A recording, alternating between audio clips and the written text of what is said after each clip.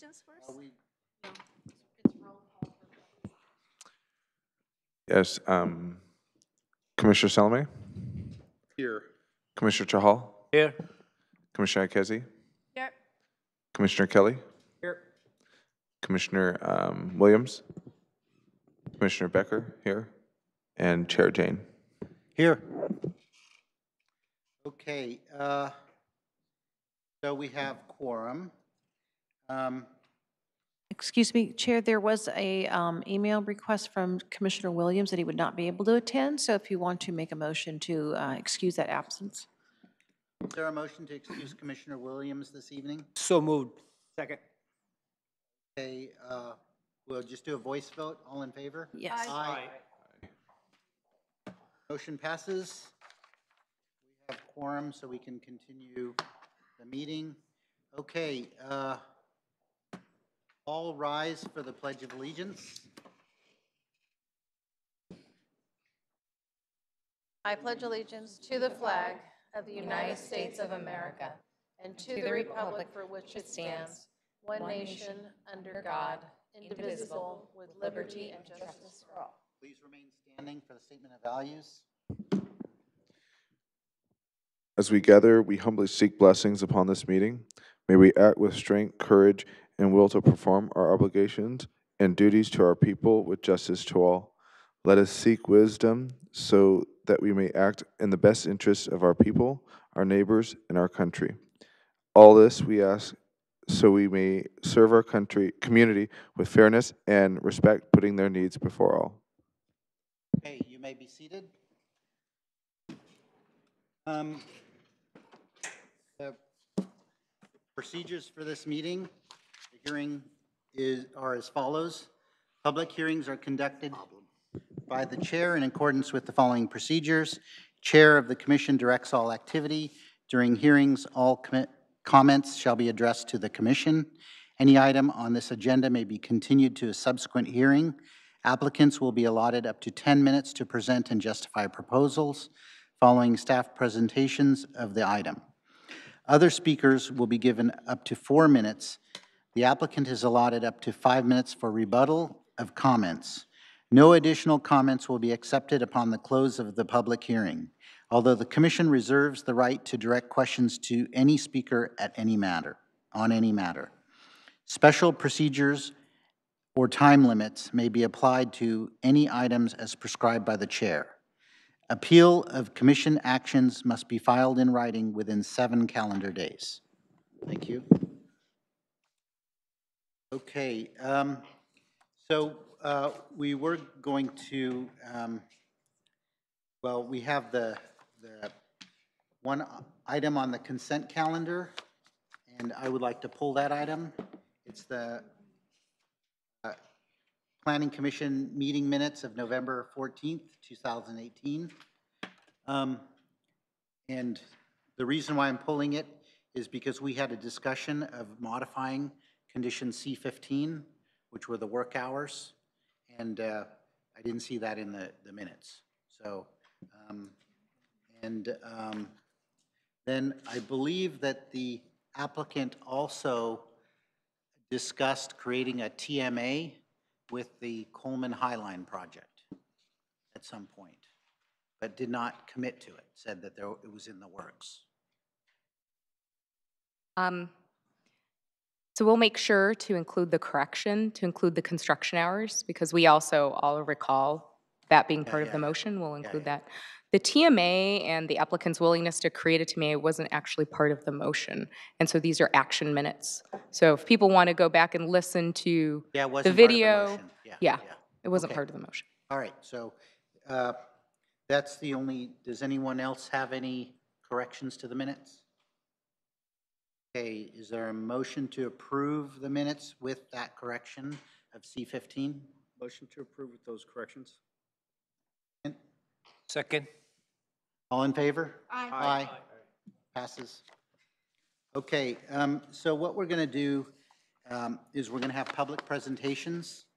Does anyone have a matter to discuss that is not on the agenda today? So you can come forward and talk about whatever you want.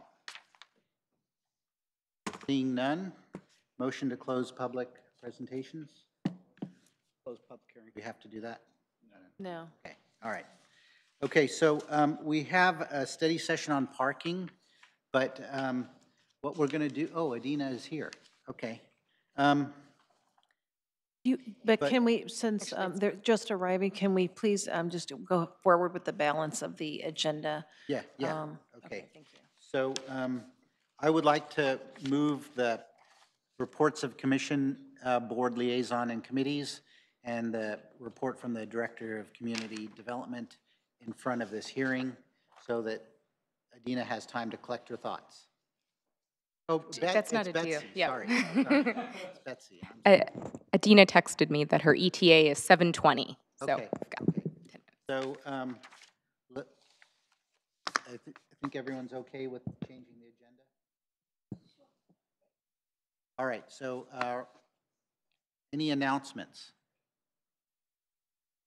Not seeing none. Staff has just one notation that we do have a copy of your updated budget, and you should each have one at your place and on the dais.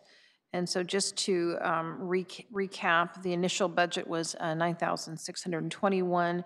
Your current expenditures, as you see through November 28th, include supplies, including additional business cards, and the balance is currently $7,279.48. And that actually leads me to the next request. I know that there was discussion about having the business cards reprinted for some of the planning commissioners who do not have their email now that you have city-issued email. And just to let you know that they are running about $100 a pack. So I think there's a balance of maybe 5 of you who would need those if they didn't include the email. So we just would need that authorization, a motion to expend that figure for anyone who wants revised business cards. So if you could let us know who is interested in that, and then make the motion to expend those funds. I would like to approve $500 to reprint business cards with the official email address of the city. Okay.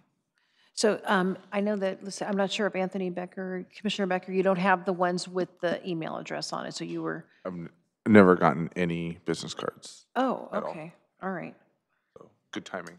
okay. And let's see, is there, I believe Commissioner Williams actually has his with the email address, so it would be remaining 5 commissioners. Okay, so Is there a there was a second? motion, we would need a second, and just I'll to- second. Second. Do we want to put it up on the screen, or do we do a voice vote?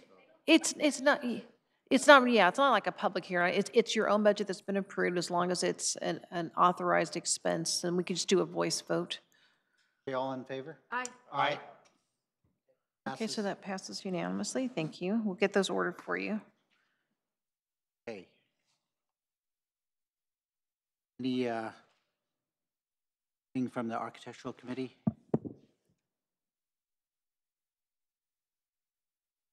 Okay. Any travel reports? Been to any trainings? Nope. A report by the Director of Community Development? Yes, there was only one item pertaining to the Planning Commission, and that is the rezoning, the city initiated rezoning of 130 Serena Way, and that's a single-family home that had a previous agricultural designation, and that was approved by council last night on consent. And I would just like, I have 2 announcements.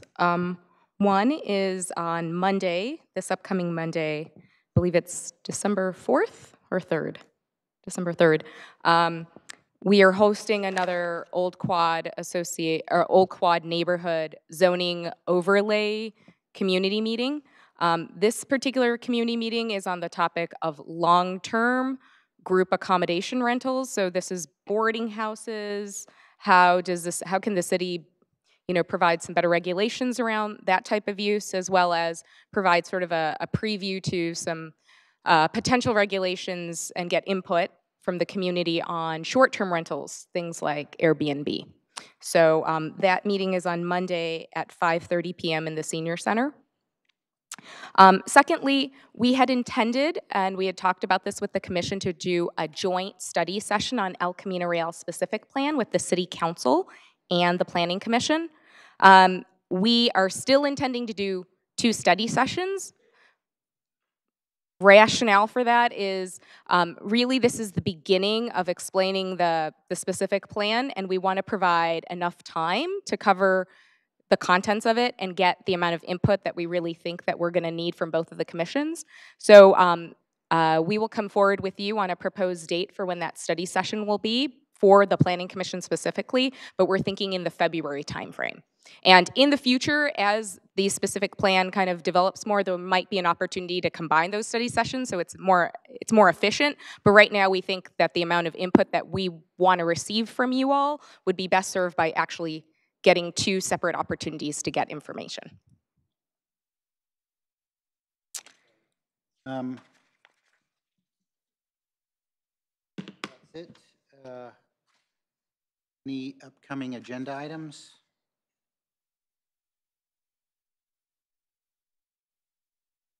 What do we have on the 12th?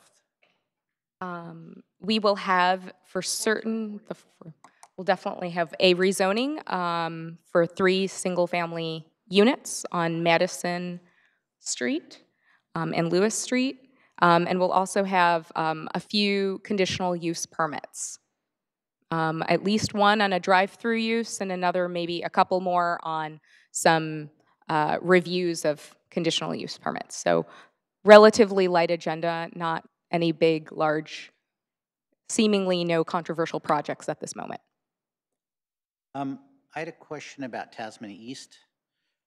Council approved it with staff recommendations, not the Planning Commission recommendations, but staff had incorporated some of the Planning Commission recommendations in there, and those were then approved. Everything that was a staff recommendation was approved, right? Correct. Okay. Correct. Yeah. Okay, very good. That is everything. So we're ready to move on to the study session. Okay. I believe our people arrive in the order that she's here. Okay, okay.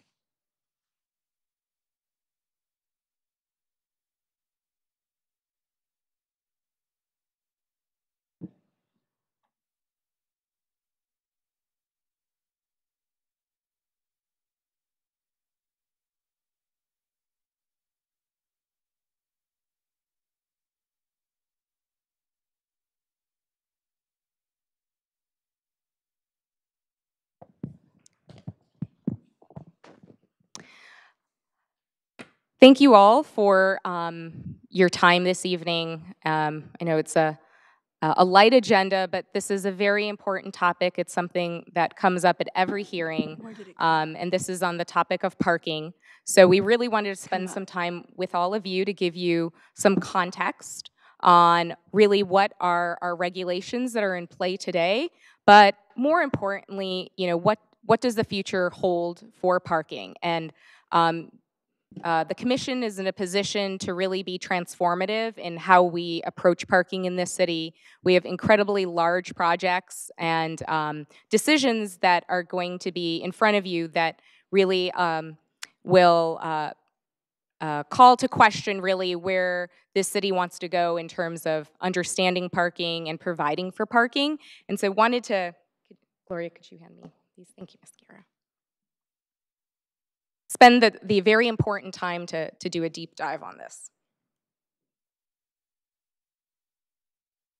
So tonight I'm going to provide a very brief overview to give you guys the context, the commission, the context of our current regulations, and then we're going to have 3 speakers present to you, and it would be followed up by Planning Commission questions and discussion. We think to keep this discussion moving, to the extent that you can, you know, jot down your questions on the side, and we will have an opportunity to ask all questions at the end once the speakers have presented. If there's some thing that you really need clarification on that you don't understand, you know, of course, feel free to ask some questions, but we wanted to make sure that we get through all the presentations First,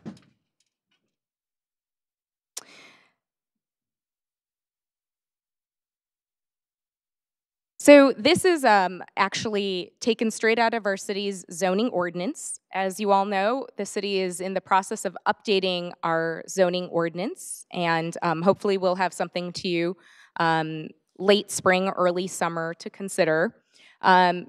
These are our standards for parking, which many of you are familiar with, that come straight out of our residential zoning districts and our commercial zoning districts. Today, we're probably spending more of our time focusing on residential parking, but these standards really have not been updated in quite some time. I probably can say in, I don't know, Ms. Skier, would you say a couple of decades?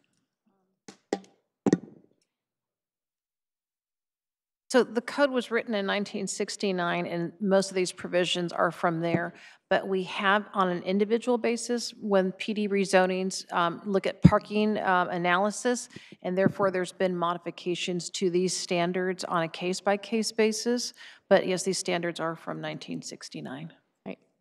So we know the city's fabric, our vision for the city. We've had different general plans since that general plan in 1969. So it's really worth understanding where we are today in terms of parking and its implications.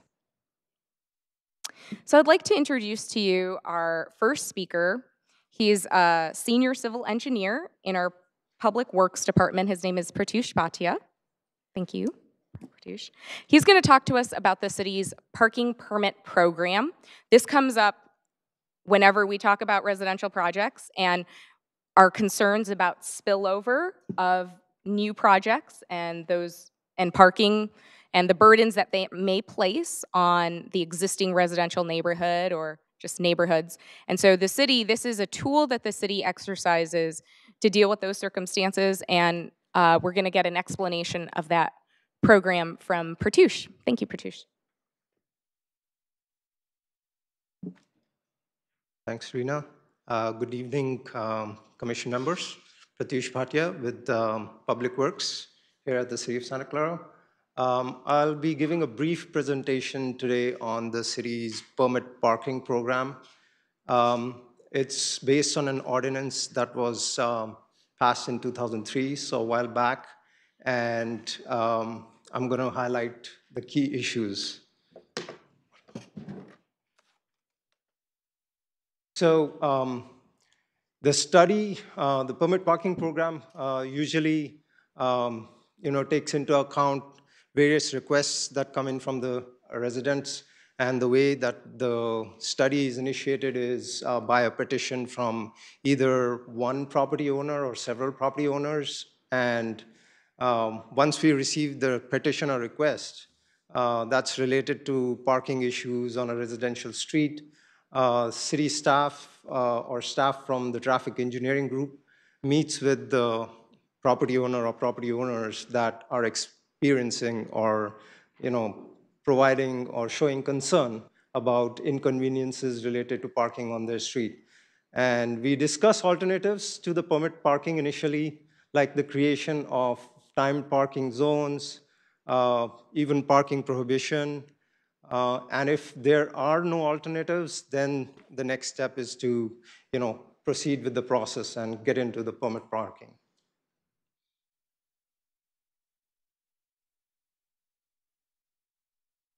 So if there are no alternatives like time-limited parking, for example, I'm sure you're aware, like 2-hour, 4-hour parking, that's a common sort of a solution to some of these issues. But if those are not acceptable to the residents, then the next step is to conduct an initial ballot. So an initial survey is sent out to property owners in the area, and I want to highlight that city staff looks at the issue when it comes in, and we are the ones we decide what the study area should look like. We don't want the problem to spill over into an adjacent street, so we make sure that we include a big enough area that includes all the adjacent streets where the problem might spill into. So once we have the study area and we've sent the initial survey, a simple majority is required for us to proceed further. So as long as 50% plus one of the residential properties vote in favor of moving forward with the study, that's all we need. And then we proceed with the study. If we don't get that, then obviously, that means that we are unable to proceed with the study, and we look at, again, going back to the drawing board and see if there are any other options available.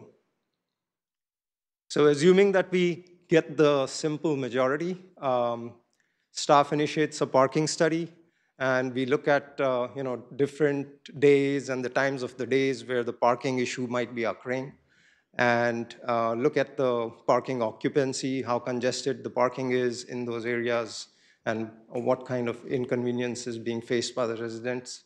And we look at it from the perspective of the entire area, not just that street. So if the study shows that there is a need for permit parking, then a second ballot explaining the problem and the solution is initiated and is sent out to all the property owners in the entire area. And again, same thing. If the proposal for imposing or creating a residential permit parking area is approved by a simple majority, then that's the staff recommendation to the council. So if that's the case, then the next step is to, staff to prepare a resolution establishing the permit-only parking area. And it does require, approval by the city council. Once the council approves the creation of the new permit parking area, then, staff is responsible for implementing the permit parking, and we make sure that all the residents in the entire boundary or entire study area are informed of the decision. And after 90 days of the council passing the resolution, we start implementing the permit parking. Just wanted to talk briefly about the number of permits. So permanent residents in the study area receive 2 parking permits per dwelling unit for a period of 2 years. To back off a little bit, this program is basically administered by the police department once we've implemented it. And so they're the ones who issue these permits. And then property owner receives 1 per property for short-term visits, whether to take care of the property, any kind of maintenance issues. And then guest parking is valid for 14 days from the issuance date, and the number of guest parking permits is at the discretion, again, of the police department. And that's all I have. Should we take questions now or later? I think we're going to move forward, and the commissioners will ask at the end. Okay. We can come back. All right. Thank you. Thank you very much, Pratish. Thank you. Let me just get your presentation up, CJ. Hold on.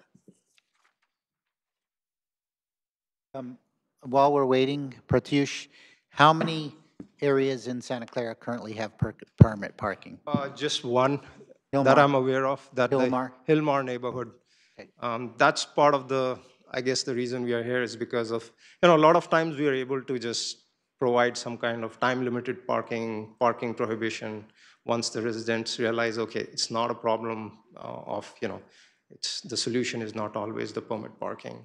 There could be other ways to kind of mitigate the issue.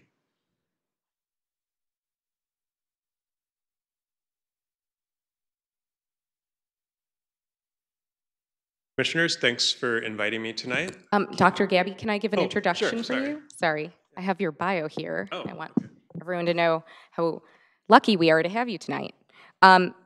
Today we have CJ Gabby, and he's an urban planner and assistant professor at Santa Clara University's Department of Environmental Studies and Sciences.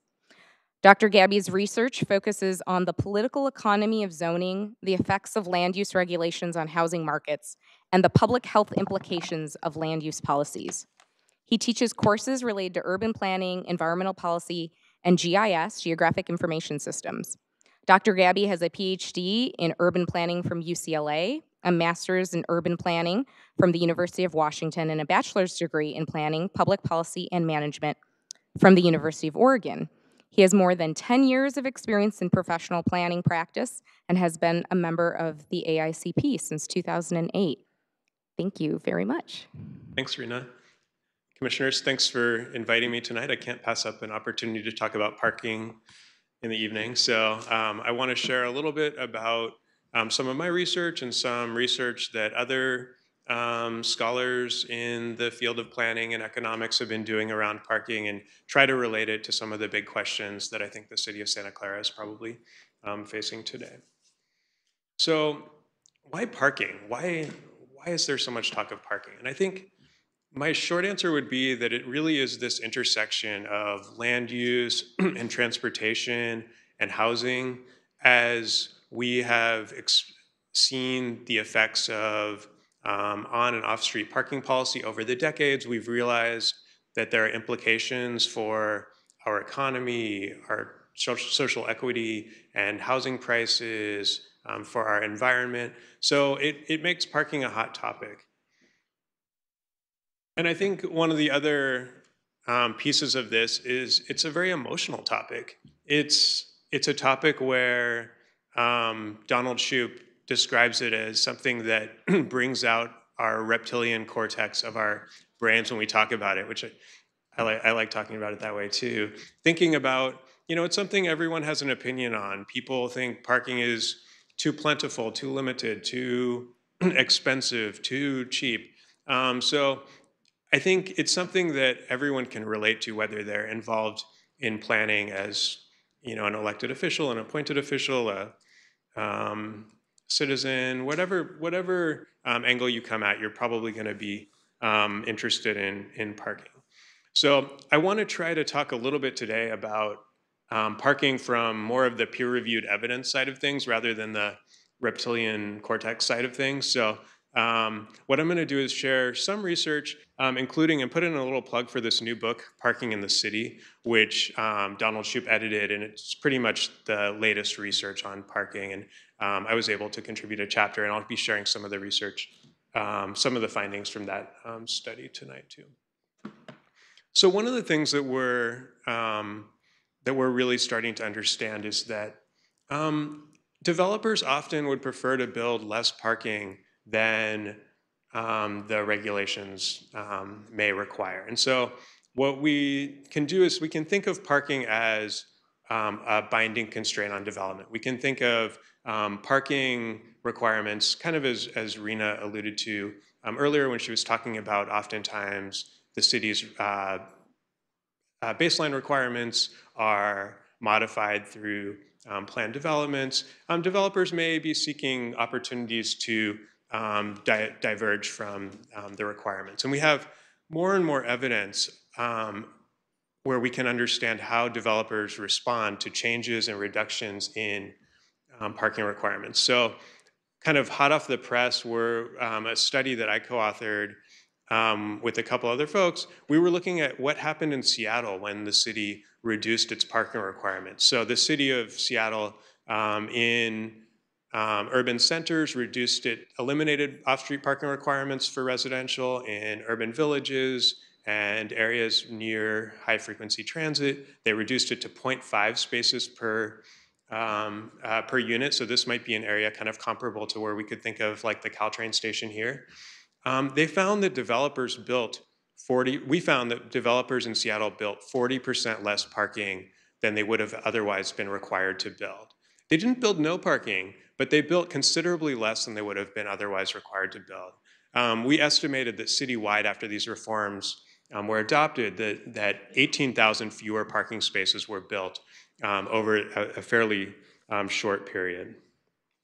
There's been other evidence from New York City, downtown Los Angeles. I've done a few studies around transit stations in Los Angeles, looking at how developers respond. And, I think oftentimes there is a perception that if you eliminate parking requirements or reduce parking requirements, there won't be any parking. I think what we see is developers build less parking. We see more creative use of parking, sharing across uses. We see developers unbundling parking, so removing parking from the cost of renting or purchasing a unit. So we see, I think, less parking and more creative uses of parking. And this is important because we have more and more evidence that excessive parking and parking in general just is something that contributes to high and rising housing prices. So the cost to construct parking, especially underground or structured parking, the opportunity cost of using really valuable urban land for this parking use instead of using it for housing or using it for businesses, open space, whatever the use may be, that comes at a real cost. So we had a few studies that had come out over the early 2000s until a few years ago that had looked at kind of neighborhood-specific impacts of parking regulations on housing prices. And so my co-author, Greg Pierce from UCLA and I, we wanted to get into what do we know nationally. So we used a national data set where we tried to parse out what is the value of having a garage parking space. Because of the data, we couldn't really tell if it was like we were looking at multifamily, but we didn't know if it was a structured, above ground structured or below ground. But what we found was the equivalent unit statistically with parking versus without parking ended up being about 140 some dollars a month difference. And so one of the things that we really discovered through that is there are a lot of people who live in units with parking who don't have a car. And the reason why we think that these households live in units without a car, these households without a car live in units with parking, it's hard to say that, is that they don't have many options in the market. Decades and decades and decades of parking requirements in their cities make for very few options that have no parking. And so what we think is there's a huge opportunity for both carless, car light, households thinking about reducing their vehicle use. There's a lot of demand for housing with less parking. And we also have more and more evidence emerging about how excessive parking fuels driving, vehicle ownership. I'll just read a quick blurb from a study in the New York City area. Michael Manville and colleagues found that a 10% increase in minimum parking requirements resulted in a 5% increase in vehicle density, a 5% increase in vehicles per capita, 6% reductions in population and housing densities, and a 2% reduction in the share of people commuting by transit. So we can think of parking as kind of this separate thing, but it really ripples through all of the travel behavior in our households and in our neighborhoods. And some really new research was finding that the odds of a household being carless in an area where unbundled parking is available, in general, it's the odds of a household with bundled parking being vehicle-free are 50 to 75% lower. Can you explain what bundled and Sure, unbundled? yeah. I should have explained that earlier. So bundled parking simply means that when you're paying your rent or your mortgage payment, the cost of the parking is associated with your unit. So you don't really have an option. If you don't have a car, you want more or less parking. What you get with your housing bundle is part of your parking costs. Yeah, thanks for that question. And unbundling is? And so unbundling means that you could make an a la carte choice. You could choose to rent a space, 2 spaces, no spaces.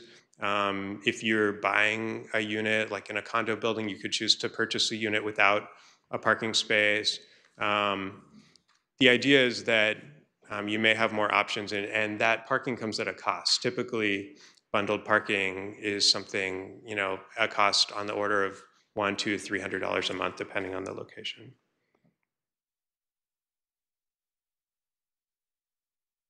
So lastly, I just want to mention how does this relate to Santa Clara, and what does it mean to right-size our parking requirements? I was glad to hear that although the city's requirements are decades and decades old, there is interest in revisiting how the city handles off-street parking. And from what I've seen, the places where there's the biggest impact on actual development is the places where people have the most options other than driving already. So places with good walkability, places that people feel comfortable biking, lots of destinations, and really good transit service. So I think I always advise cities and others to start in those areas, thinking about how you could apply reduced or perhaps eliminated off-street parking requirements there first. I think the two components really are reducing or eliminating parking requirements, and then also allowing developers to unbundle parking from the unit costs themselves. So giving carless households or car light households more options, so they don't have to have two spaces with their unit, which is I think the requirement in a lot of the city's zone. And I know that there are always concerns about what's going to happen with if people don't have parking associated with their units, where are they going to park? How is that going to work? We have a lot of multiple car households. And I think a few things to think about are, this really happens gradually because the new units are a fairly small percentage of the housing. So these new requirements are implemented over time. Also, I think cities have to manage their on-street parking to ensure that things like this residential permit program or pricing parking on the street, metering, charging closer to market rates for on-street parking, those have to really be policies that are looked at step in step. So thinking about off-street parking and on-street parking as kind of two pieces of a puzzle that come together. And you can't really tinker with one without having effects on the other. So I think it's pretty important to think about both in lockstep. So look forward to your questions and having a discussion about this after. Thanks. Thank you. Thank you.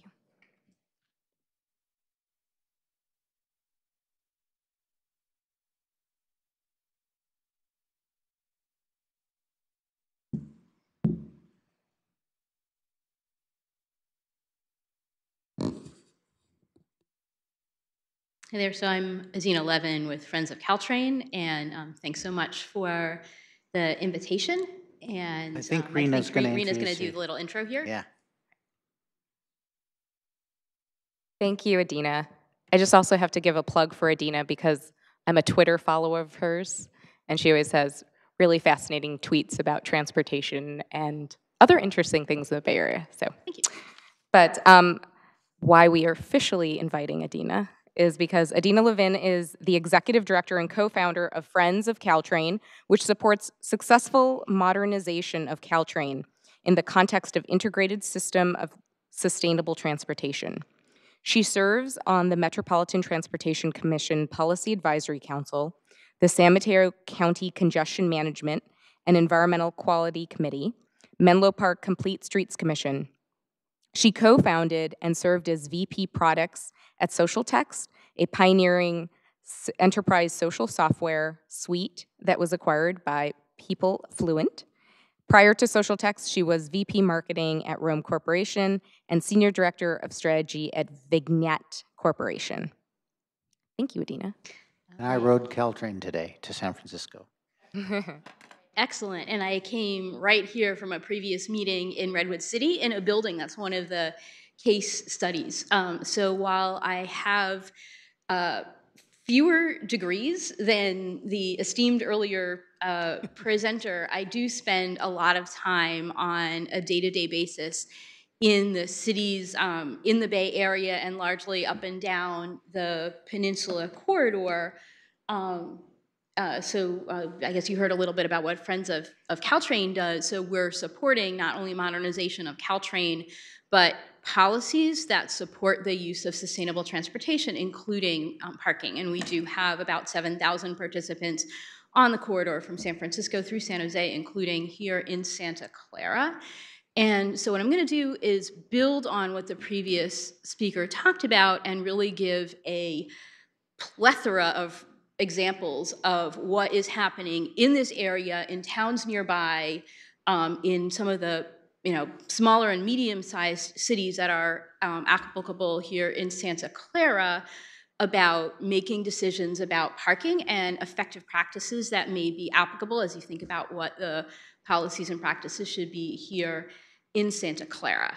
And building on the previous speaker, and as planning commissioners, it's been the role of cities to really plan for access to developments, access around the city.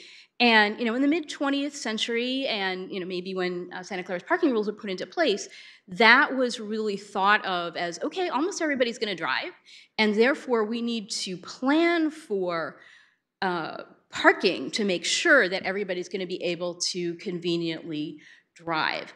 But we're seeing now is a shift, given city goals and given environmental goals, to planning for a different mix of access. So some of that access is going to be driving, and some of that access is going to be other modes. And so I'm going to rattle through a bunch of examples in housing, below market rate housing and market rate housing, as well as office developments, about what they are doing to plan for that different mix. And some of the practices, including the use of data and accountability and specific policies that might be relevant to consider. So first I'm going to give a couple of examples for below market rate housing. There's a lot of evidence showing that people in below market rate housing tend to own fewer vehicles and have, therefore, less parking is appropriate for those kinds of developments. And so here's an example of a senior housing development that has below market rate homes, and that has 59 parking spaces for 117 units, so about half a parking space per unit. And so, but what they did there wasn't just have less parking, assuming people would have fewer cars. They also provided car share on site and Samtrans bus passes on site to help people that did not have the cars to be able to get around without the driving. Now I'm going to give an example of a below market rate housing developer that's really extremely active here in Santa Clara County. That's First Community Housing. They are the largest purchaser of VTA. They just changed the name from EcoPass to SmartPass, so I need to update this slide. But based on 12 years of history of giving out these EcoPasses to their tenants, they now build parking 0.4 units for a studio and 0.65 for a one bedroom. And the reason that they do this is one structured parking space for them in this area costs them about $50,000, and this is a couple of years old, so I think it's more by now. And they spend less than $65,000 for passes for all of their property. So it is much cheaper for them to provide the passes than to provide that vehicle parking. And that also allows them to provide, for a given amount of square feet of land, more affordable homes. Now I'm going to give you some examples of market rate housing, and these examples come from Summerhill. And what they are finding in the business that they're in is that they are having customers, people who want to live in their developments, include people who want to live near where they work, near transit, in walkable places. And their customer base, it doesn't have zero cars, but their customer base in general wants fewer cars. And along with wanting fewer cars, they really want amenities that help them to live with fewer cars and successfully get around with fewer cars. So for example, and there are a couple of pictures of developments that they've done, one in Burlingame and one over in Milpitas, and types of programs that they offer, including offering transit passes or Clipper cards. They've been experimenting with credit for Scoop carpool services and also bike share. I'm not sure if they're doing any scooter share yet, but they are doing some bike share. And also where they have employees allowing a guaranteed ride home for them. So if they take transit, they can go home if they need to leave at a time that transit is not running. And also they haven't done full parking unbundling, but they do, have one space that comes with the building and unbundle the second space, which I think they have done here in Santa Clara. And it's not only those transit passes and the unbundled parking, but they also try to provide a lot of amenities that help the people to meet that customer demand. So zip cars in the building, an on-site fitness center, so you don't have to go off and drive to the gym, bike racks, bike repair, outlets for not only electric vehicle, but for electric bike, where electric bikes are becoming more popular. So all of these amenities that help their customers meet that customer demand for access that's part driving and part other modes of transportation. And what they have found, and this is their data, and this is going back to 2014. So what they've said is that it's even less now, but that was the data that they had at that time, which is that on average, okay, that looks like the formatting got a little bit messed up, but parking spaces occupied per unit was about 0.83. In other words, the spaces used were 0.83. But the spaces that they're required to provide by cities is significantly higher than that. So what they find is in their buildings a lot of underutilized parking. And now I'm going to segue into a couple of examples of mixed use and commercial development that tells a fairly similar story. So this is in downtown Redwood City, where they've been doing some infill development with both commercial and residential. They just did a citywide transportation plan and analyzed what the mode split was, how people are getting to and from the homes in the downtown Redwood City, and also the businesses, office workers. And what they found was about a 50% driving rate in downtown. And that 50% driving rate, it's not zero, but it's significantly different than the rest of the Redwood City, and it's significantly different than what we're used to in the rest of the Silicon Valley and Peninsula area. So the building I was in before I was here was that box building. I was at an event there. And so they do something really good and innovative with that box building. It has parking for the workers during the day, and at night they open it up for parking for the city. They share the parking for entertainment use to help the city, get that parking and save the money. And it's also integrated into that city's paid parking. So the city will then collect the money for someone parking in there after hours. But one of the things that they found was that even there, they built too much parking, and on any given moment during the day, there's going to be 100 to 400 open spaces. And they have been so successful that they just passed a policy that says that if you're building a new residential or commercial development, you can't have more than 33% driving. You have to plan for no more than 33% driving in their downtown, and they're confident that they can do that because of what they have achieved to date. Another brand new example, Mountain View just approved this last night. This is LinkedIn. This is a office development, 1 million square feet, and they are building that to a standard of 2.7 spaces per 1,000 square feet, which I think is less than what we have here required in Santa Clara, is based on the standard in the North Bayshore Precise Plan, although it's in a different location in Mountain View. And the reason why they're confident that they can do that is that their current mode split in Mountain View and Sunnyvale, where they have other office buildings, they've gotten that down to 57% driving alone. And that's down from 67% just in 2014. So they have aggressive transportation demand management programs with transit passes and shuttles and guaranteed ride homes and parking cash out, which I'll talk about a little bit later, to help people make choices other than driving. And that really helps them use more of their space for their business and less space for parking. So you might say, oh my goodness, we just had all this information from developers. How can we possibly believe them? Why would we trust them? Don't they have an interest to build too little parking and put the cost on the city? So here's an example of what the city of San Mateo does in its rail corridor plan. In that plan, they created a transportation management association to manage the transportation benefits for that area. It covers from Hayward Park to Hillsdale Caltrain. They have residential and commercial developments. And what they need to do is report annually on all of the buildings in that area, how many trips they're allowed, and whether they are achieving that goal. And most of them have been achieving the goal, but if any of the developments are not achieving the goal, they start out with a list of things to do, and if they're not meeting the goal, they need to do additional things. They need to make additional investments to get more people out of cars. That slide shows some of the residential developments.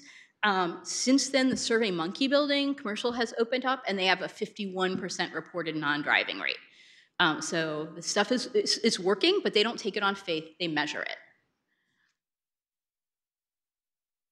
Let's see, how do I...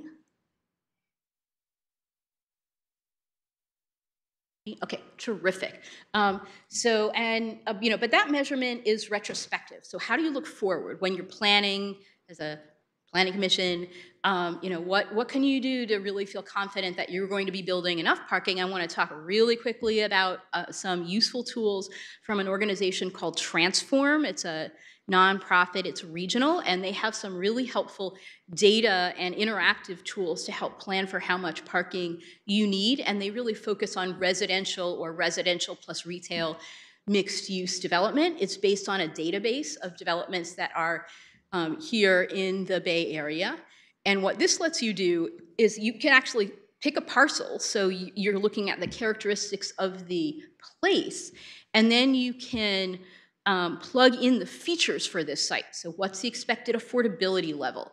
Are you going to be giving out, is the developer going to be giving out transit passes? Is there going to be unbundled parking? Is parking going to have a cost? Are they going to be offering car share and bike share? So you plug in all of those things, and what it will spit out is how many parking spaces you are expected to use. And you can also really play around with this to say, hey, if this developer puts in a car share, if they give out transit passes, if we have a little bit more affordability, what's going to be the impact on the parking need? So this is something that's available that anyone in the public, I can use it, any commissioners can use it, staff can use it, that is available to use. And they also have a certification program. So if anybody's heard of LEED Green Building, this is like LEED Green Building, but for transportation, well, they will certify that a building has met a set of conditions where they are going to have the transportation and parking impact that they say that they will. So now I'm going to summarize this out into, so what does this mean in terms of practices that may be relevant to a city looking to update its policies? And I'm going to use this also, based on examples of things that are happening in our area nearby. So the first is parking is not just about parking. It's not independent of everything else. It's about planning for the mix of transportation that you want.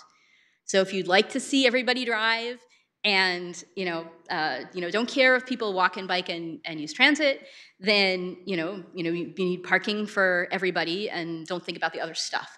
But if you would like to have a different mix and more people walking and biking and using transit and active transportation, then the first thing to look at is the land use. Is there a mix of uses? Do we have housing near jobs and transit and services so that people can walk or take shorter trips? And then look at the transportation demand management programs, including are we giving out, are we expecting transit passes and shuttles and car share and bike share and providing all of the other options so that people who choose not to have a car or choose not to drive can do so successfully. And this includes some of the new shared mobility options, whether it's a zip car or pick up and drop off space for transportation networks, or getting into the bike share and the scooter. One thing that we're starting to see in City of San Mateo and in Mountain View now and in Redwood City coming soon is transportation management associations. So we're used to seeing the really big companies the Mountain Views and Googles providing their own major transportation programs. They can run long distance buses, they can run shuttles to and from the train, they can give out, they can do a guaranteed ride home. They have departments of people to do that. But for many, many people who work in medium-sized and smaller businesses, they do not have access to this. So there, a practice to help here is to have a transportation management association for an area where there is funding that is pooled to provide those kinds of benefits that have historically been available to big companies and big developments, and make them available to a wider range of people. And in this, public accountability is important. So not just taking the word on faith, but having a system like in San Mateo where there's measurement and you can see, is this going to be working? And knowing that they're going to be held accountable is something that helps with the developers. And they, at this point, don't mind. So one of the things on Summerhill's slide that they shared at a previous event that I did was they said, yes, we build buildings in places that we are expected to do this reporting and expected to have a trip cap limit. And that's okay with them because they want their customers to be successful and their customers want these options. So this is something that is reasonable at this point to expect of development. So then some other practices here we heard before about unbundled parking, which helps with affordability in addition to being able to get more homes or more commercial space. And we heard about how this is really complementary with the residential permit parking program, because if people are nervous, well, gee, people are going to park on the street. Well, okay, you give permits and you carve this new building out of the parking district, and then people in this new building are not going to be parking on the street. And you can feel confident that people will park in the space that they have. The commercial analogy to this is called parking cash out. So parking cash out is a program where a employee will get a cash benefit if they say, okay, I'm not going to drive to work. I get a cash benefit for not driving and not using a parking space. In order to take advantage of this, you need to, as a planning commission and as a city, to plan for this up front by unbundling the parking in the commercial lease, which is less common here than unbundling in residential. And what that means, because in order legally to apply this parking cash out, there needs to be a cash value to that parking space. And in order to do that, that parking space needs to be leased separately. The example of shared parking from the box building is an example of commercial and retail and public use. There's other examples of residential shared parking. So for example, in Mountain View by San Antonio Station, Caltrain's parking spaces, which are used during the day, are empty at night, and that's used as parking, some of the parking for a residential development right next to the Caltrain station. And then another practice, which is just kind of us spreading, is being able to use, when you have shared parking, what often happens is that the developer needs to put money into a fund to build shared parking. And historically, that money needs to go for parking. What else would you use it for? But in Redwood City and I believe San Mateo and some other cities, that's starting to now be allowed to be used to reduce driving. So you can put in that money into the pool and then use it either or to the to the city's need to either build parking or use that money for those programs to reduce the driving. So you will need less parking and also get less traffic and more environmental benefits. So why are we doing this? Why do we care? Why do residents care and businesses care? Because having housing and transit and jobs be close together reduces driving. There's less driving. People don't need as much space for parking. You can use the space for other things like homes. It reduces the cost for people where housing affordability is a huge crisis. And last but not at all least, I'm sure everybody's been seeing the fires and watching the international news about the climate change, which is coming faster than we think, and going to electric cars is really important and great, but the news out of Sacramento in the latest analysis is going to all electric cars is not going to get us there, and we need, in addition, to be doing less driving and therefore to be planning in the city for the amount of driving that we want and a different mix of transportation. So thank you for your time and looking forward to your questions. Are we using this electronic thing for questions? Okay, my computer always goes to sleep, so.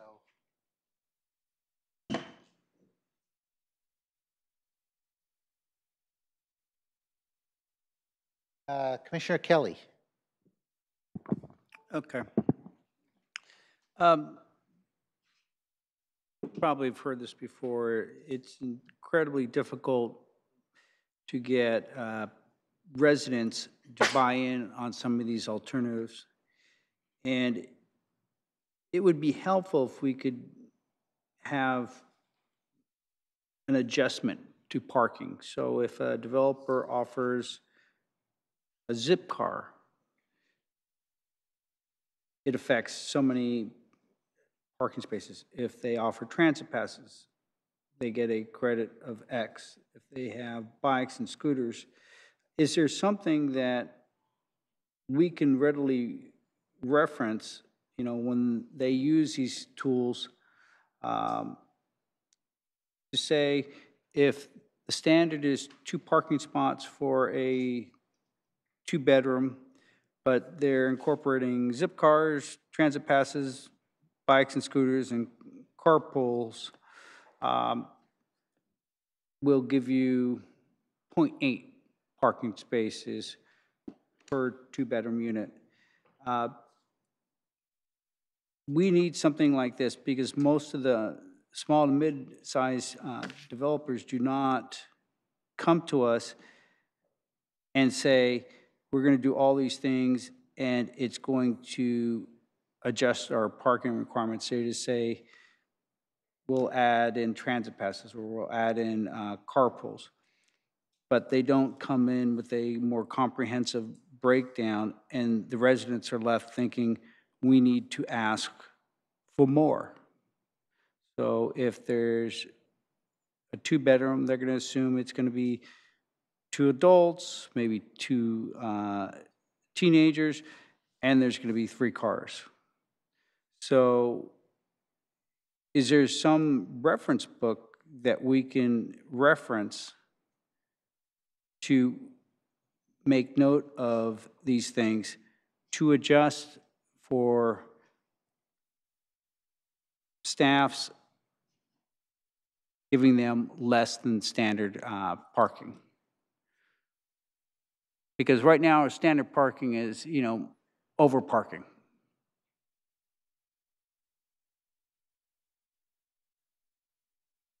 So there are some models out there that jurisdictions in the area do use. There's some things I believe that Mountain View uses. The San Mateo County CCAG City and County Association of Governments Congestion Management Agency has some tools, but they are somewhat out of date at this point. And as the city is working on updating its policies, there are some very good consultants that can look at some of the tools that are in place and update them. The examples that I showed included changes, even changes that have been happening over the last 5 years. So I think you want something up to date. And so I don't know whether you have already fully staffed this project, including all the consultants, but there's some really very good ones that can be looking at these examples and updating some things that are already out there. And staff may have some things to add, but that is an answer based on, there's some models and they need a little bit of, tweaking over because of the changes very recently. Okay, thank you. Okay, Commissioner, soon to be Council Member Chahal. Commissioner,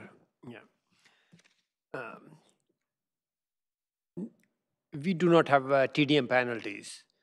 And can you give us some examples of other cities which are following the TDM penalties and how they're utilizing the process as such to streamline the goals as such. We do have a TDM measures, but Yeah. we do not have a TDM penalties. We don't review them after 1 year or 2 years. Maybe we review, but we do not Right. look at what we achieved and why we did not achieve. So I'm trying to find out some other examples from our neighboring cities or other Bay Area cities who have TDM penalties and how they're enforcing those TDM penalties to make the things better for everybody. Yeah. So the best example of the accountability structure that I've seen near here is the city of San Mateo that generated that very boring looking but kind of revolutionary table that I showed.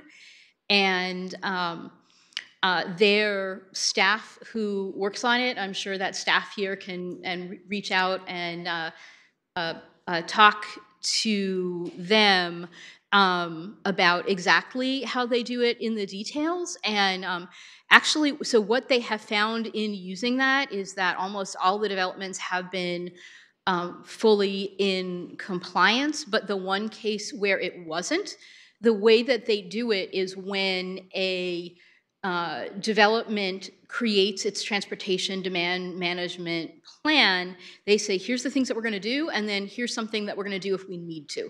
So in that LinkedIn example from Mountain View, they said, here's all the things that we're going to do, and then we're going to offer parking cash out if we find that we need to in order to live within our parking budget.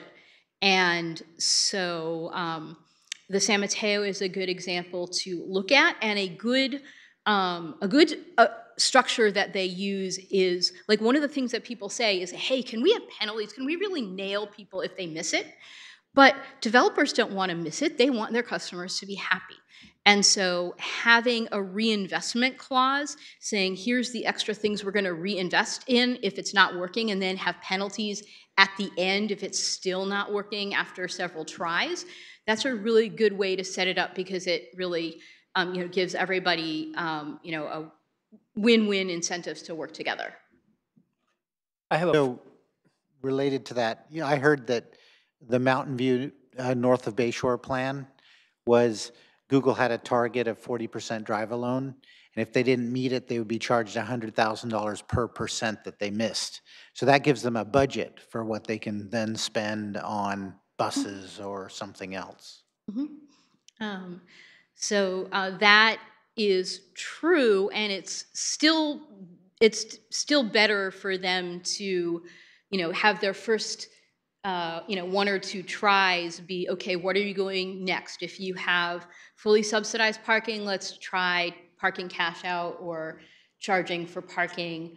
Let's try some of the things we didn't do before, and then if not, let's put in the penalties and make them meaningful enough that they will help the city also invest in those infrastructure that will help reduce driving. I have a follow-up question on that. Google in Mountain View has, I think, 6 electrical buses they're playing for the city, and Yeah. they don't charge anything to any resident for that. How successful has that been to bring the cars off the roads? To solve, like, once we bring the cars off the road, this parking problem will be solved automatically, sort of. Yeah, so that is so there's 2 kinds of shuttles that that Google helps to support. One, and this is something where Google and then other North Bayshore employers put money into, is the first and last mile shuttles. So those are the ones that go from Caltrain and the transit center into North Bayshore. And those are right now primarily for people who are working in North Bayshore. And since Mountain View has approved housing in North Bayshore, then they will also be used for people that are living and working. So then the other one that you referred to was a community shuttle. And that's a circulator shuttle that goes around the city. And right now, the frequency of that shuttle is only every 30 minutes. And I think that hasn't had really tremendous ridership. And when you think about it, someone either who has a car or is able-bodied and has a bicycle, or has access to, and financial capability to use Lyft or Uber, can get anywhere in Mountain View to anywhere in Mountain View in less than 30 minutes.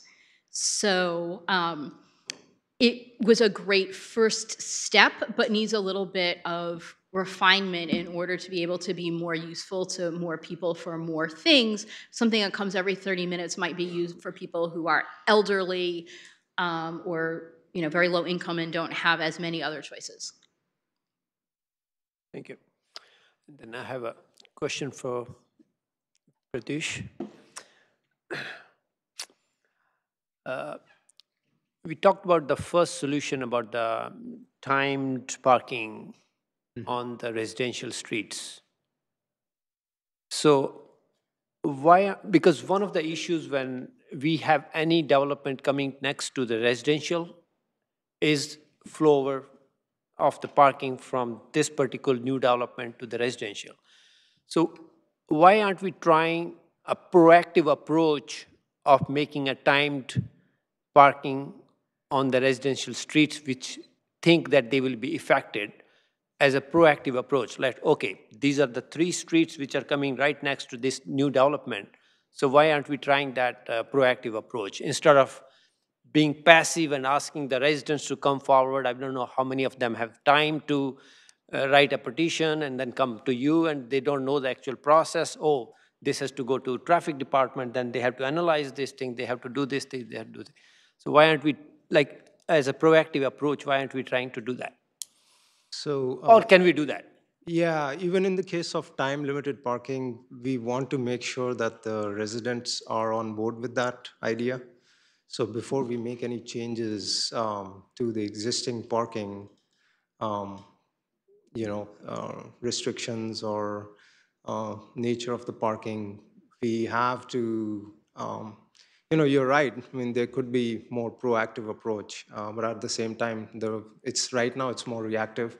When they want something, they come forward, and then we want to make sure that not just 2 or 3 people on the street are asking for it, that everybody else is on board with it before we make changes to it. Because if, not more than 50% of the people are in favor of it and we implement it, then there'll be, again, issues with that, and people will not be happy, residents will not be happy.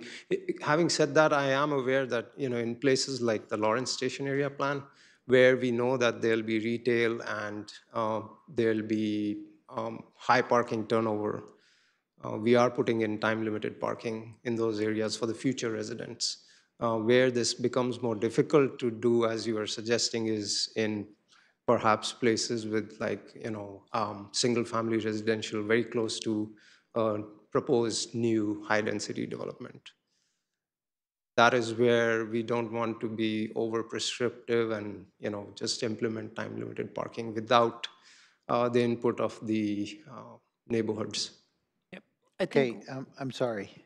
We have a limited amount of time. oh, okay. So I'm going to let Commissioner Ikezi ask her question. I have a question about unbundled parking and how that leads to less car ownership. So what are the factors that may affect the level of success in reducing the number of cars or reducing the amount of trips? Because I'm sure not all cities have the same conditions. Some cities have more public transportations. Some cities have more retail. So has that been looked at? Yeah, no, that's a great question. One of the biggest issues in studying parking is that so few cities actually track how much parking are associated with developments that it's really hard to get data. So I think that really gets at your question in terms of why has there been so much research on New York, LA, this kind of small subset of cities, Seattle.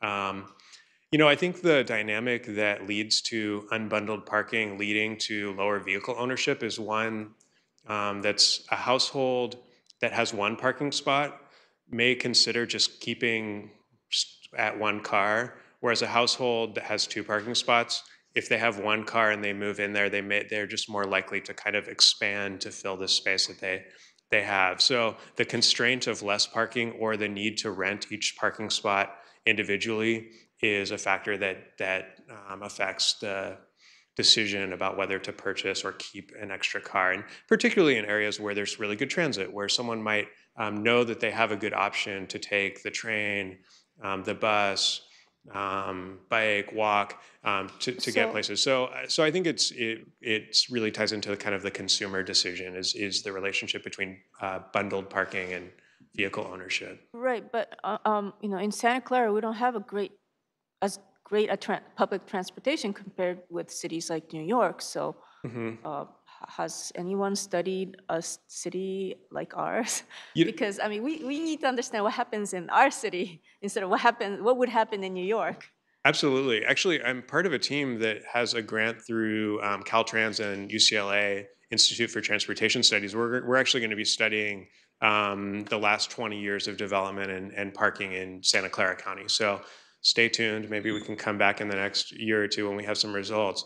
But I think that really also gets back to my point about you really have to start in the places that have the best transit, the most walkable destinations, and kind of work from there. I think realistically, if you're in a neighborhood where people don't have many places they can get to easily by non-auto modes, that's where we're probably going to see the less change by developers and by consumers in terms of their parking choices. And yet, we're reducing the number of parking already. So, has there been any study of how that impacts people's lives and neighborhoods? I'm sorry. We're already approving projects where, we approve projects with less than 2 parking spaces per unit, one parking. I can't think of many where the parking is unbundled, maybe a few, but have there been studies on, how do people live in development like that, and are they able to do all the things that they need to go to work and go shopping and? But I think the slides they showed says that even if they add 1.3, the whole utilization is still 0.8. So there's all this, even when it's reduced parking, there's still free parking left in those complexes. People aren't using it. That's what the data shows. Yeah, I really loved Adina's examples of all these developments around the Bay Area where there's quite a bit lower utilization of the parking than it exists. I don't know if you want to. Yeah. And also that transform parking database is something that does have examples of things that are quite nearby and have examples of actual occupancy and not just forecasts. So that is a tool that you can use now in addition to looking forward to the upcoming research that will have even more. Okay, thank you very much. Thank you. The other lens I just wanted to add to this is we talk about parking and then we talk about TDMs to support low parking. Low parking is also a TDM. So by providing fewer, you're also having people make choices to select to live there because they can try. I mean, that's just another, it's a TDM in and of itself. So I guess then the next question is, how low can you go? Depends on, I mean, we had the lady from Transform. In fact, I think your slide there showed her apartment with the 2 bikes hanging. That's Nina Rizzo's thing. And she lives in a complex in Berkeley with 0 parking in the whole complex. And it works because it's lower rent. Yeah, I went to school at Berkeley, and you can walk everywhere in Berkeley, but not in Santa Clara, so. Well, I'm just saying there are places where it does work. Yeah. And of course. So, and in, I would agree that Santa Clara isn't downtown San Francisco or Berkeley. And in Santa Clara County, I think there is one development that I know of in San Jose that has 0 parking, and it's like right by Diridon Station. But the, 1 parking space per bedroom or a little less is supported by the data from Transform and from the developers in the transit-friendly locations. And the thing that was really relevant that, from that Summerhill material and also that we are seeing in San Mateo and Redwood City and elsewhere is that people self-select. So someone who wants to have 3 cars in their household is not living in downtown Redwood City. the people in downtown Redwood City who are living there have about a 50% driving commute rate. That's different from elsewhere in the city, and people choose to live there who want that lifestyle. So by enabling that lifestyle in certain locations that have the best transit and the best walking and biking, you're absolutely right. It is not for everyone. Everyone is not going to choose it. But for the places that are doing this, we are seeing people self-select for whom it is a good fit. Okay, I'm going to move on to Anthony, Commissioner Becker. Could you do me a favor and put me in the rotation, though, since I'm digitally unable to request? Oh, I'm sorry. Yeah. Okay, I'm looking at the lights and both. Okay, so we'll take Commissioner Becker and then we'll take Commissioner Salem. So one question, you said the only place here in the city of Santa Clara that has actual permits is in the Hillmore neighborhood. Now, in North Side, supposedly they have stickers for people, because when I was up in the North Side a lot, they had a lot of cars with stickers on them that say Santa Clara. Is that something they're looking at maybe in the North Side, is that they're going to start doing permit parking because of the stadium? I mean, I've heard that for years, and I'm wondering if that's even still a possibility for that. I'm not aware of Those that. are for game days. Just game days? If you want to get through the barricades, you need the sticker. Just need the sticker, okay.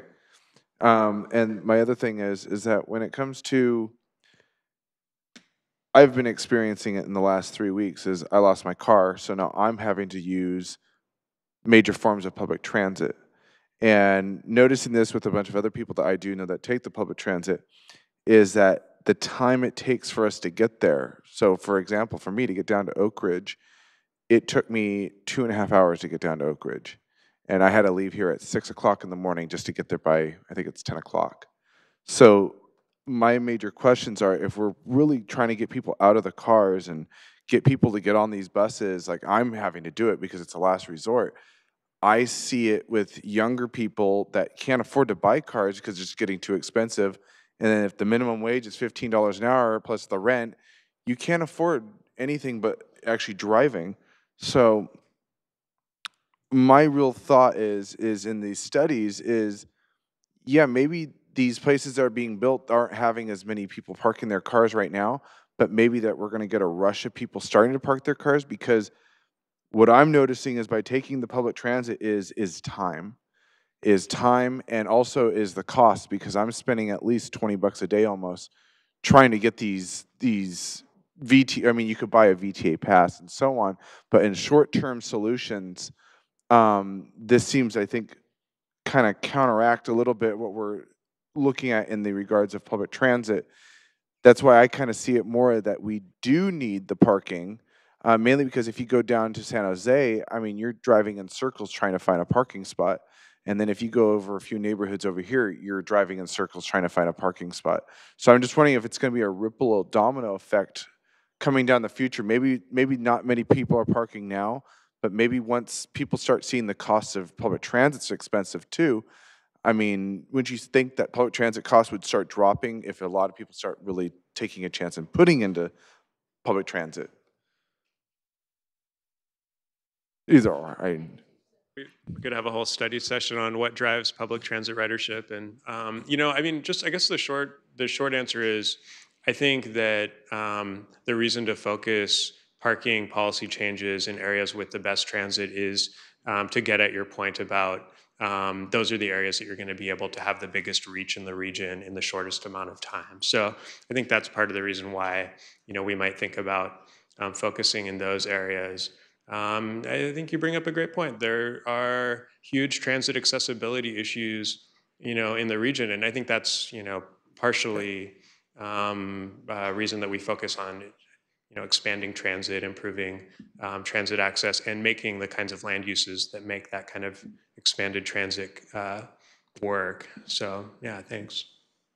I mean, one of my partner leaving San Jose, they have to take Uber to get to a station, to actually get to that station to take them to Facebook, and then because I guess it's a shuttle that actually picks them up, so they have to find their way to these certain points to actually get to those places, And I'm like, well, that would be an easier way, better solution would be trying to figure out how you don't have to go so far to actually get there. I mean, New York and San Francisco, it's easier.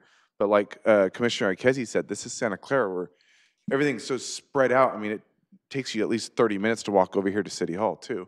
And you're totally right that it's not 100%. Yeah. And so even in downtown Redwood City, which is, basically as, good as what we have going on here in our area, the stats show that half of people are driving to work, half of people are commuting who live there. And there's places where if you need to go to, in South San Jose, that's very car-centric, there really aren't good practical, cost-effective, time-effective ways to get there. So, we're not, it doesn't make sense for our area to plan for zero. We are not there. The question is, are there some people and some situations where it does make sense? And so, there's the people in that 50% in Redwood City who are driving, and then the 50% who are not. And then there's, and I'll give myself as an example. I have a car. I live about half a mile from Menlo Park Caltrain, and I use a bike to get to the car. I put 1,500 miles on the car in a year. So I don't drive very much. So that's another example of, for some people, given where they have to go, they need a car for some things. And if I had a Zip car right nearby, I might have 0 cars and use the Zip car and Lyft and Uber for the supplement. But you're absolutely right. It does not work for everybody. Saying, hey, we're going to repurpose 100% of the parking in Santa Clara is, in all locations is a complete non-starter. The question is, are there people and situations for whom having less parking would be beneficial and more other options would be beneficial? Okay, Commissioner Salem. So I only have a couple questions. One I've asked before, but unfortunately I've lost the answer.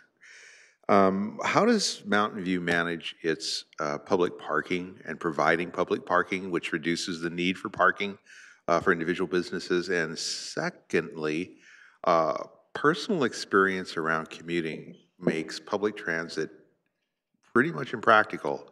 My average commute is 45 minutes, even using the HOV lanes.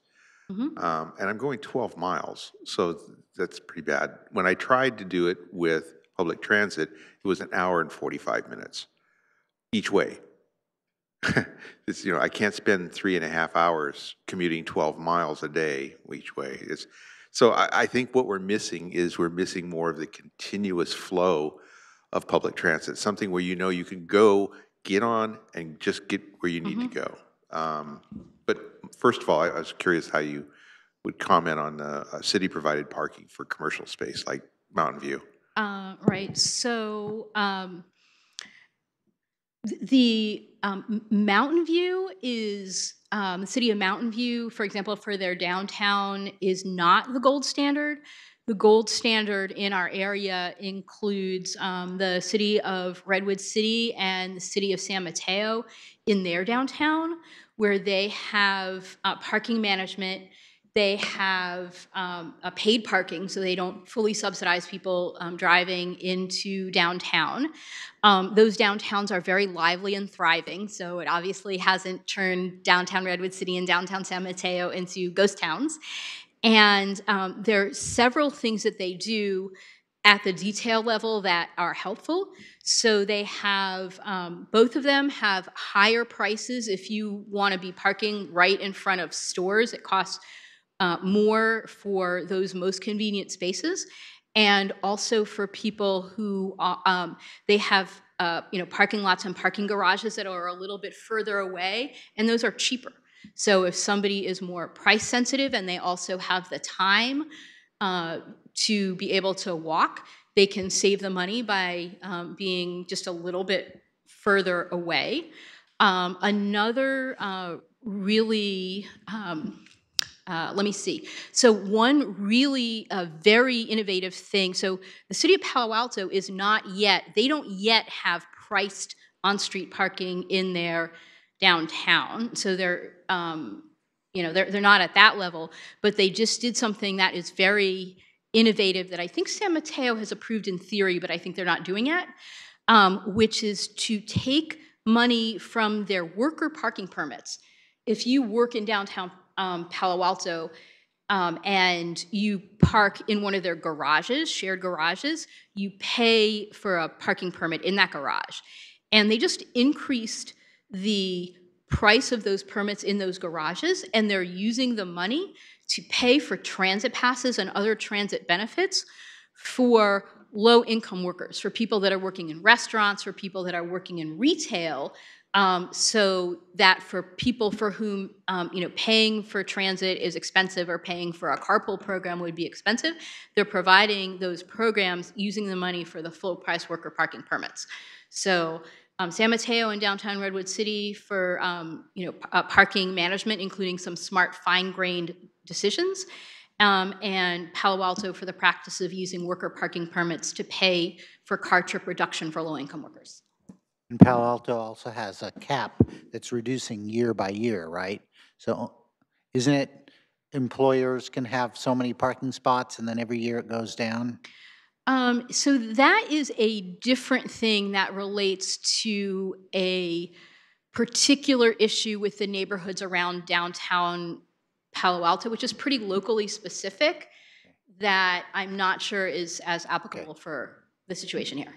Okay, so I think we're going to wrap up soon. We have one comment card from a member of the public, but I want to make a comment, and you guys all know what I think about parking. So this is from a neighbor, and here's what she says.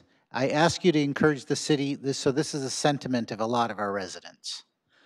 I ask you to encourage the city to be more realistic about parking needs. The current parking requirements per unit are woefully inadequate. Even as close as we live to a transit center, many don't use it, or at least will still have a car, even if they do use public transit. Our streets are overflowing with cars, often blocking driveways, etc. Many families have more cars than people, and most people don't use their garages. So street parking just gets worse and worse. So that's the sentiment of a lot of our residents. So can you address that? Okay. No, I think that's, I've heard that quite a bit over the years as well. And I think my best answer to it is that, thinking about the city that you want to have in the future, if you want to have a city where parking is a dominant land use, have really generous parking requirements, if you want to think about how you can help create different options for people to be able to walk and take transit. And I think we've seen in cities all over the country, all over the world, that have much lower parking standards where, yeah, you can't park necessarily in front of your house if you're, pulling up on a Saturday afternoon, but these neighborhoods are places where people flock from all over the country to come visit. And I think Santa Clara has some amazing neighborhoods, walkable neighborhoods, expanding transit access. And so some of these things, I think it would be a shame to lose the opportunity to plan the land uses around them by continuing to build too much parking and by continuing to plan around cars at kind of the detriment of other considerations. Add on to this, I think part of this is about public education. So the information that you just heard today about the general studies and then some of the specific studies, I hope was helpful for you. And I'm wondering whether it might be helpful for a more broader public to be able to be exposed to some of that information. Some people are never going to believe it. Some people, to be a little sharper than maybe I should be, see ghost cars, right? Like even when you say this box building has 300 extra spaces, they're like, but there's not enough parking in this box building. But there's 300 empty spaces. I see ghost cars.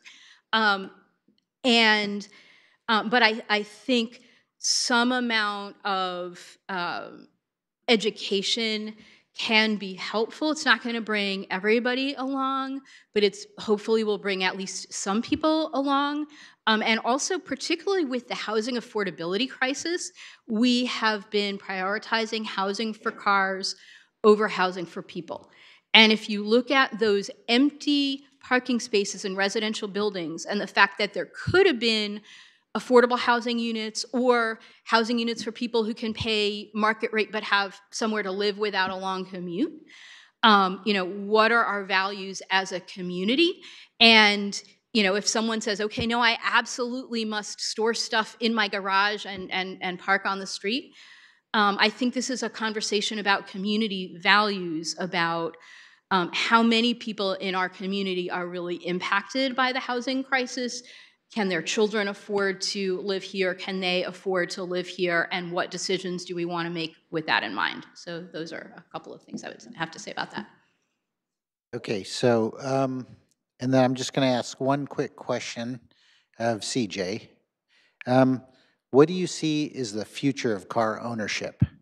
I think what I heard was part of this GM plant closure was because they see fewer people owning cars. Is that true? My understanding, and this is, as a reader of various media, is that it also has to do with the shift toward SUVs, and that the plants were producing kind of sedans and Chevy Volt even. So, I think there are huge questions about what is the future of private car ownership versus shared ownership. What is the future of autonomous vehicles? What is the future of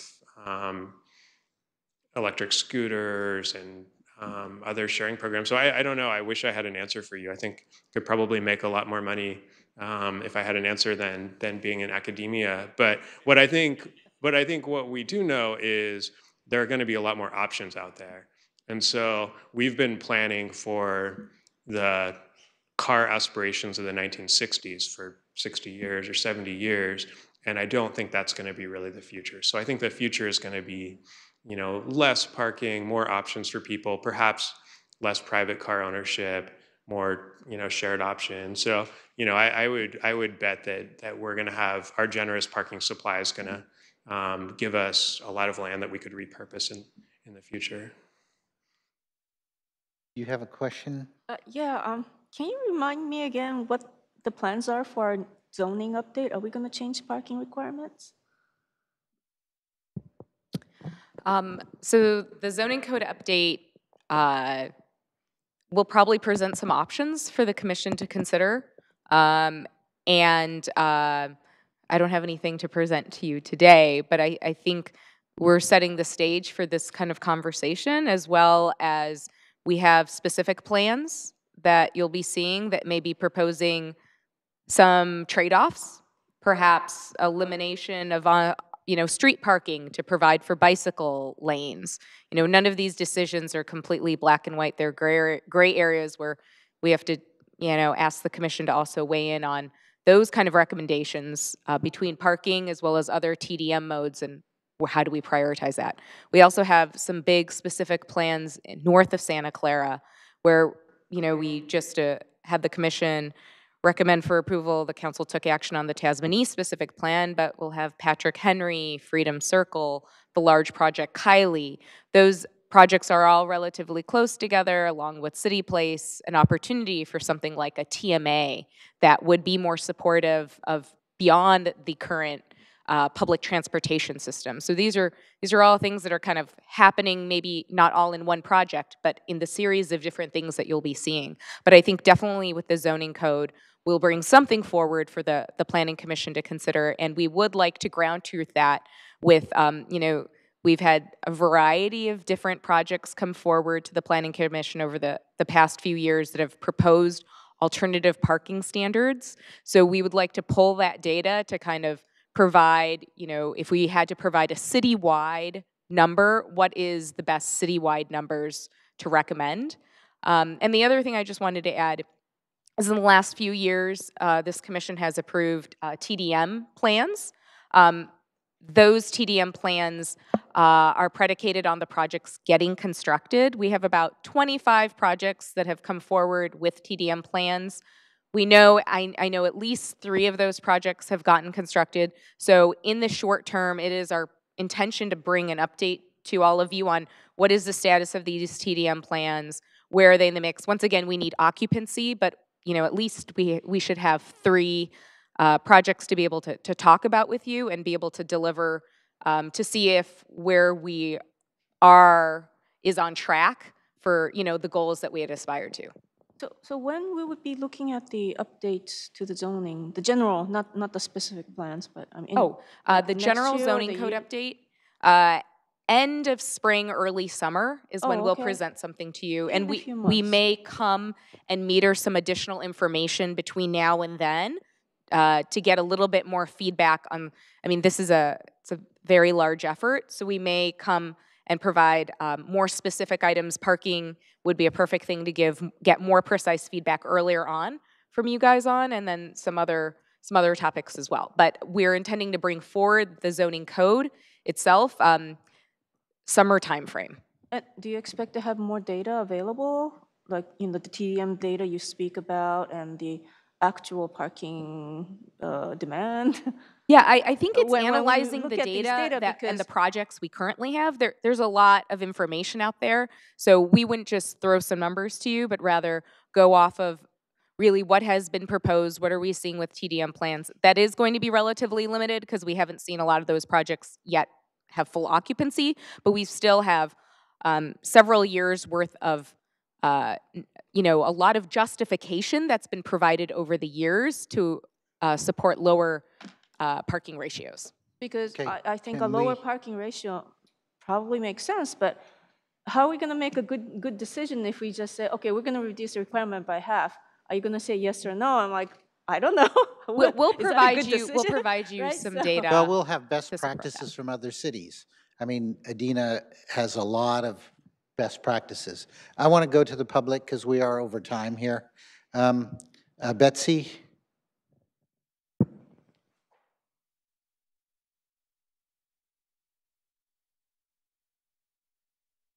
Thank you.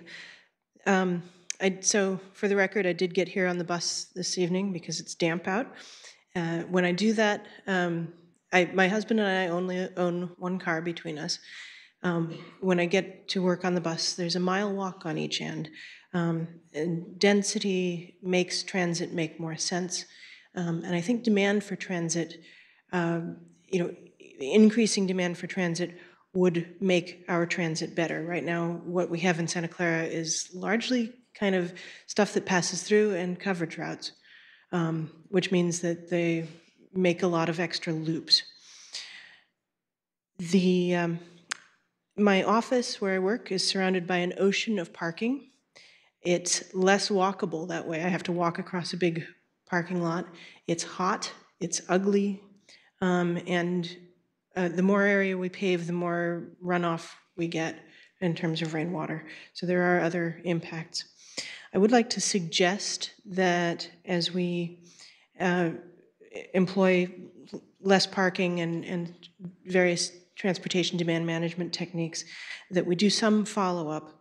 And I would suggest that because I know somebody who's moved into a transit-oriented development, and she was supposed to get an eco-pass. It was not issued in the first couple of years that she lived there. The bicycle parking there is kind of scary. It's badly lit and it's badly maintained. And my experience biking around town, some of the places that have, for example, bicycle lockers, they're all locked. They put them in to check the box on lead, and then they decide they don't like them filling up the trash, and they close them to the public. So, and that's not really useful. So just follow up to ensure that the measures stated are actually being completed. Thank you. Thank you. Any other member of the public would like to speak?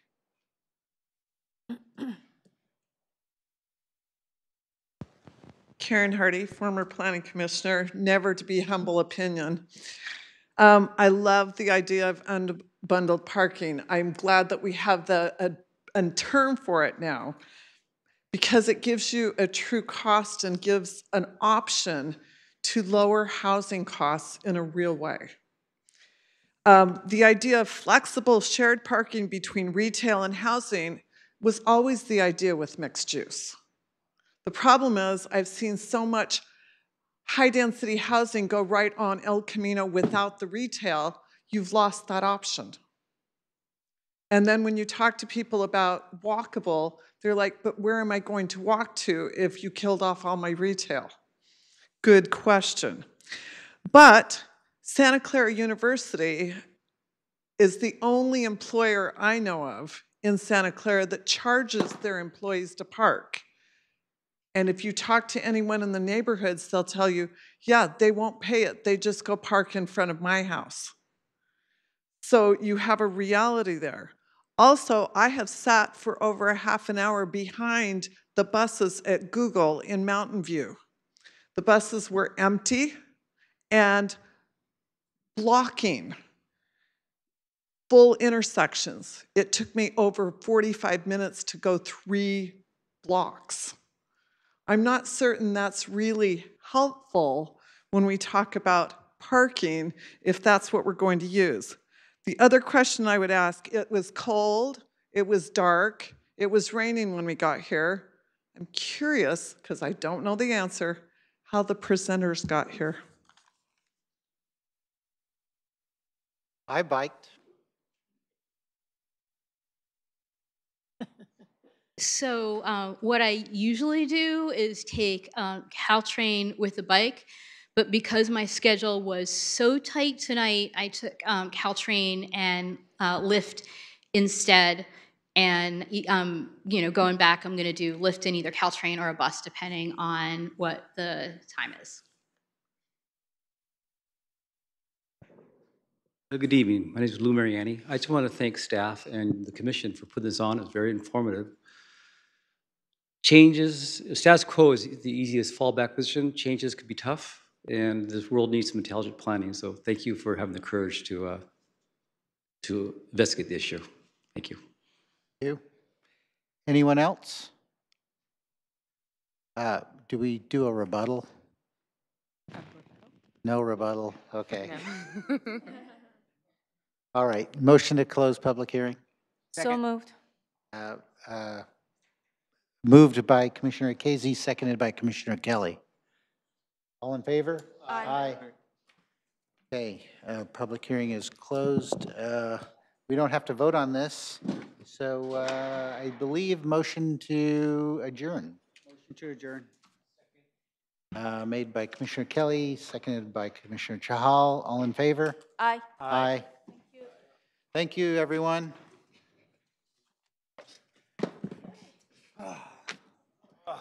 Yep. You may not see me. In couple of... That's right. Yeah, definitely by February you'll be on it. No, 18th. Yeah, I know. I have a early morning meeting I go to.